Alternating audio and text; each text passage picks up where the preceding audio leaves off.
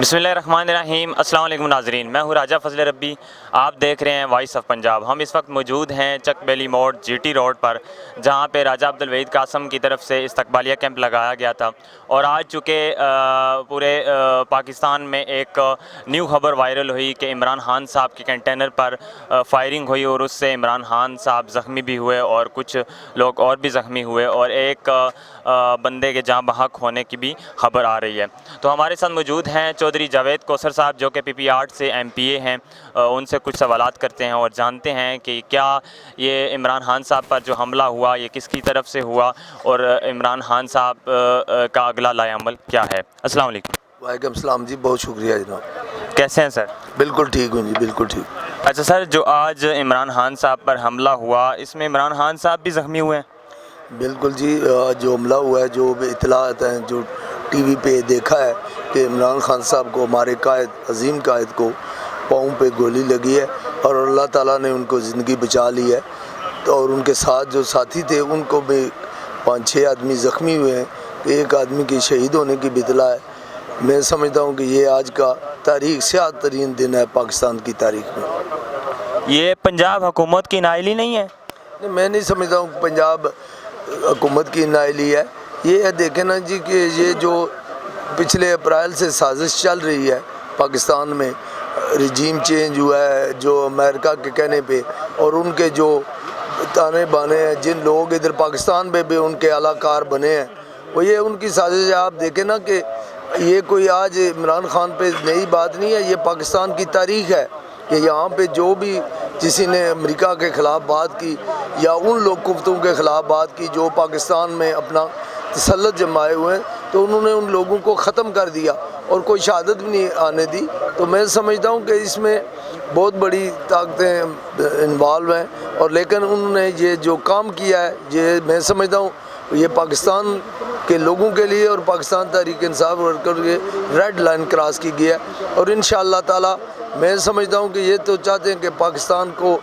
ٹکڑے ٹکڑے کر دیا جائے، لیکن ہم عمران خان کے سپاہی جو ہیں انشاءاللہ تعالی پاکستان کی سلامتی کے لیے، پاکستان کی بقا کے لیے ہر قربانی دینے کے لیے تیار ہیں، اور وہ لوگ جو اعلیٰ کار ہیں امریکہ کے یا دوسرے ممالک کے، انشاءاللہ تعالی ان کو شکست ہوگی، اور انشاءاللہ تعالی فتح پاکستان کے عوام کی، اور جو لوگ حقیقی آزادی چاہتے ہیں اس ملک میں آ کے رہے گی۔ عمران خان صاحب کو گولی جسم کے کون سے حصے میں لگی ہے؟ یہ گولی جو ہمارے پاس جو اطلاعات ہیں وہ تو پاؤں پہ سنا کہ گولی لگی ہے، باقی میں تو اتنی زیادہ نہیں ہوں، کیونکہ میں گاؤں میں تھا، وہاں سے آیا ہوں، مجھے اطلاع ملی۔ ہم نے بھی گجر خان میں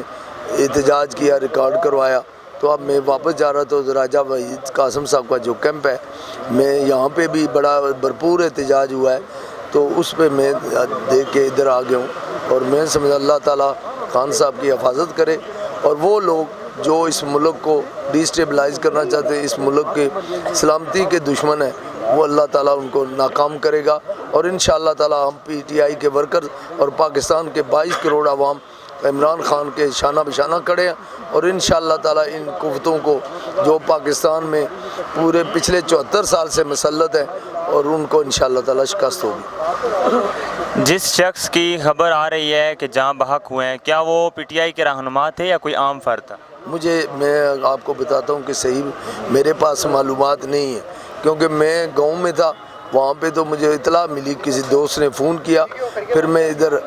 گجر خان میں آیا تو ہم نے اکٹھے ہو گئے، ہمارے ورکرز، ہم نے وہاں احتجاج کیا، تو اب میں آ رہا ہوں، لیکن مجھے یہ نہیں پتہ ہے کہ کون آدمی شہید ہوا ہے، کیونکہ چٹھا صاحب کا آ رہا ہے، لیکن وہ تو لکھا ہوا ہے کہ ایم پی اے وہ ہے، چٹھا صاحب کوئی ایم پی اے نہیں ہے،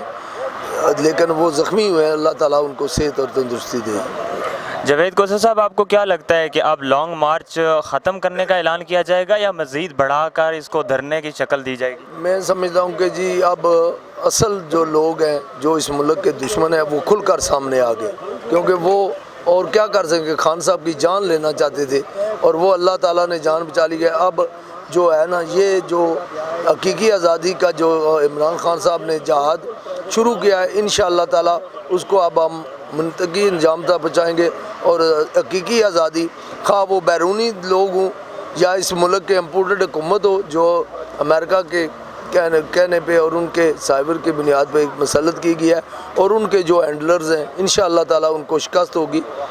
اور فتح پاکستان کے 22 کروڑ عوام کی ہوگی، اور فتح انشاءاللہ تعالیٰ بہت قریب ہے، اور یہ جدوجہد جو ہے منطق کے انتہا تک پہنچ کے رہے گی۔ دشمن ظاہر ہونے سے کیا مراد ہے، اور آپ کو کیا لگتا ہے کہ عمران خان صاحب پر کس نے حملہ کروایا ہوگا؟ حملہ تو انہوں نے کروایا نا، جنہوں نے ان حکومت گرائی تھی وہی لوگ ہیں، آپ نے پاکستان کی ہسٹری دیکھیں کہ لیاقت خان